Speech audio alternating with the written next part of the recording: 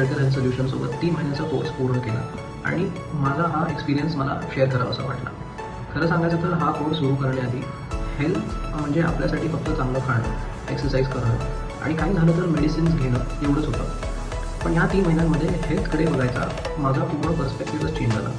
आपण काय खातो, किती खातो, कधी खातो, आपली स्लीप कशी आहे, एक्सरसाइज किती आहे, आपलं डेली रुटीन कसं पाहिजे, या सगळ्या छोट्या छोट्या गोष्टींचा आपल्या लाईफस्टाईलवर किती मोठा इम्पॅक्ट असतो हे मला समजलं.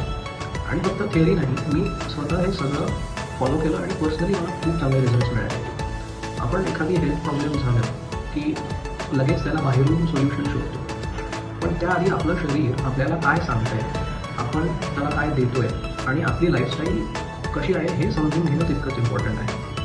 आणि मला पर्सनली वाटतं की यंगस्टर्सनी हे नक्कीच समजून घेतलं पाहिजे, कारण आजच्या लाईफस्टाईलमध्ये बाहेरचं खाणं, कमी झोप, स्ट्रेस, एक्सरसाइजसाठी वेळ नाही, हे सगळं खूप कॉमन झालं आहे.